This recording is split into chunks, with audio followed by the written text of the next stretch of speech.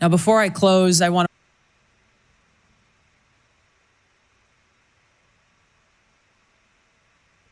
to warn the American people who are watching at home. You may hear lies and smears in this hearing that'll challenge my loyalty to and my love for our country. Those who oppose my nomination imply that I am loyal to something or someone other than God, my own conscience, and the Constitution of the United States, accusing me of being Trump's puppet, Putin's puppet, Assad's puppet, a guru's puppet, Modi's puppet, not recognizing the absurdity of simultaneously being the puppet of 5 different puppet masters. The same tactic was used against President Trump and failed. The American people elected President Trump with a decisive victory and mandate for change. The fact is, what truly unsettles my political opponents is I refuse to be their puppet. Democrat senators in the past resorted to anti-Christian bigotry against some of President Trump's judicial nominees like Amy Coney Barrett and Brian Boucher. I condemn those actions as a Democrat in Congress at the time, as religious bigotry must be thoroughly condemned by all of us, no matter the religion. Unfortunately, there are some Democrat senators who still don't understand the principle of freedom of religion and Article 6 of the Constitution. Quote, no religious test shall ever be required as a qualification to any office or public trust under the United States.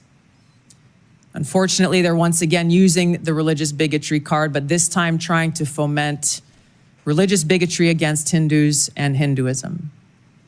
If anyone is sincerely interested in knowing more about my own personal spiritual path of Hinduism, I welcome you to go to my account on X, where I'll share more on this topic. Now, Mr. Vice Chairman, Edward Snowden broke the law.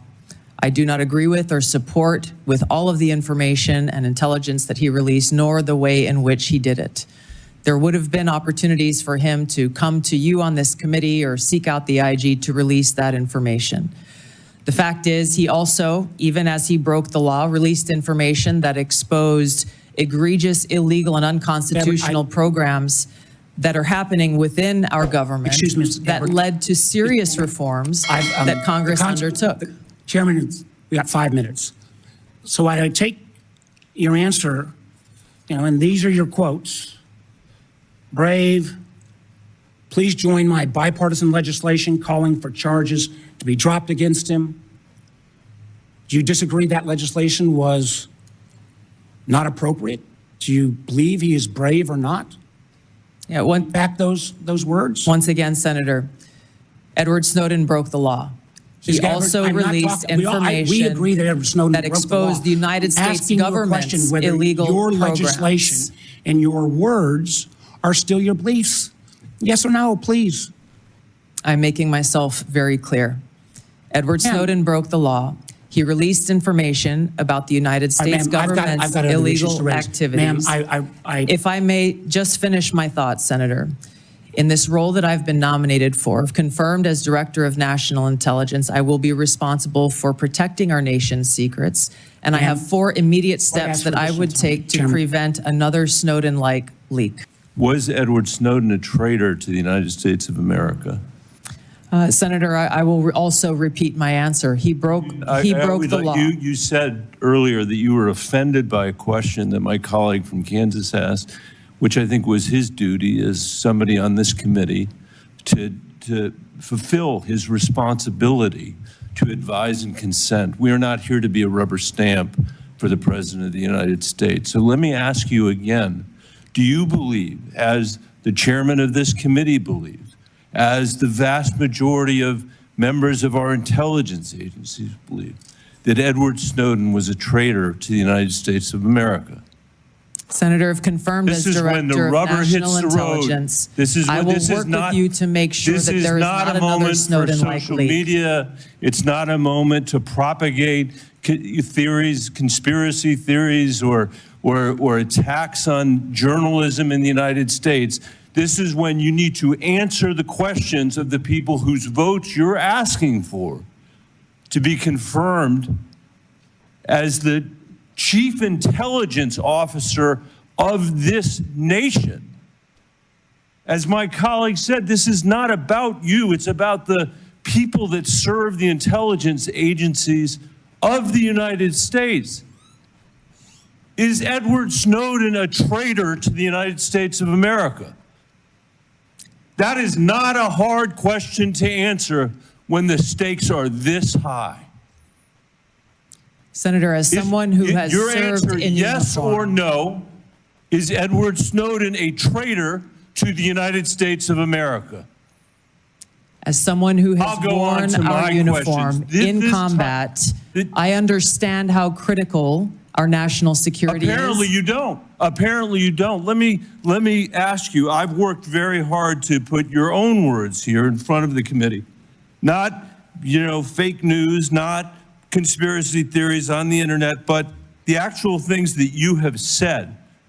On February 23rd, 2022, at the very moment that Russian tanks were rolling across the peaceful border of Ukraine for the first time, you tweeted at 11:30 p.m. your time, "This war and suffering could have easily been avoided if Biden administration / NATO had simply acknowledged Russia's legitimate security concerns regarding Ukraine's becoming a member of NATO."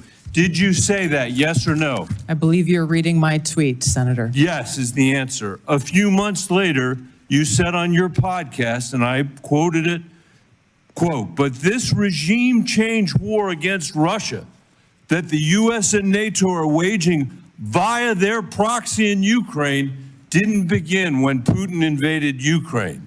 They had their eyes set on this objective long before that." Did you say that, yes or no? I believe you're reading my tweet. Thank There's you. a The lot answer is more. yes. You're quoting a podcast that I'm provided much more happy to have a context. conversation with the chairman about whether I'm taking anything out of context. I don't think I am. And your answer is yes. Are you aware that your comments about proxy wars and Russia's legitimate security concerns, to quote your own words, are in alignment with what the Russians have said to justify their invasion of Ukraine? Yes or no? Senator, I don't pay attention to Russian So I'll propaganda. take My that as goal is to I'll speak take the that as truth, the answer is no. regardless of whether Thank you like it or not. I'll take it. That's fine. You said you are used to speaking truth to power. Yes. I'm shocked to hear you now say that, you are agreeing. I'm not shocked because I know you said it. You are agreeing that you basically said that Putin was justified in rolling over the peaceful border of Ukraine, the first time since World War II that a free nation had been invaded by a totalitarian state. And you were there at 11:30 p.m. that night to say that you were with them, not us. And let me tell you something. You say you don't know because you don't read Russian propaganda. Russian state TV then aired your comments. Did you know that? Senator, I think you should also quote the statement that I made criticizing Putin for his invasion What of I Ukraine. would say, For too long, faulty, inadequate, or weaponized intelligence have led to costly failures and the undermining of our national security and God-given freedoms enshrined in the Constitution. The most obvious example of one of these failures is our invasion of Iraq based upon a total fabrication or complete failure of intelligence.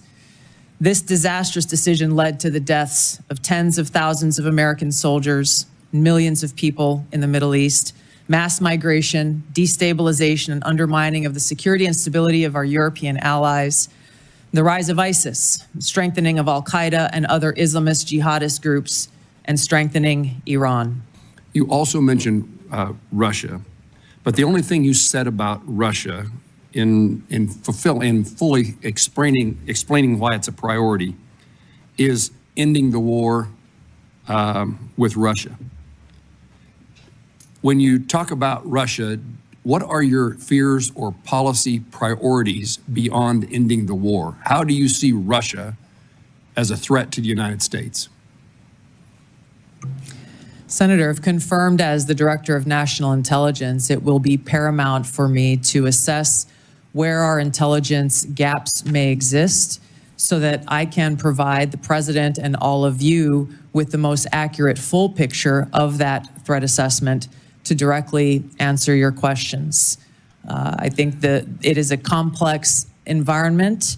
Russia remains a strategic competitor. There are a number of concerns that have to do with their nuclear weapons, as well as how the decisions and policies that are being made by this body and by the president will impact our own national security, which is my foremost concern. I want to make certain that in no way does Russia get a pass in either your mind or your heart, or in any policy recommendation you would make or not make. Senator, I'm offended by the question because my sole focus, commitment, and responsibility is about our own nation, our own security, and the interests of the American people. In carrying out the responsibilities of the Director of National Intelligence, if confirmed, no country, group, or individual will get a pass. In my fulfilling that responsibility of providing that full intelligence picture so that you all can make the best informed policy decisions for the safety, security, and freedom of the American people. You have my commitment to be completely objective, unbiased, and apolitical, and I hope you understand my commitment to our country's interest. I absolutely do. You have answered my question in the manner in which I wanted to hear, that you will do this in an objective manner, provide the information necessary, and that Russia, if it's a threat, you will tell us so and tell us the details of that threat. Yes, Senator.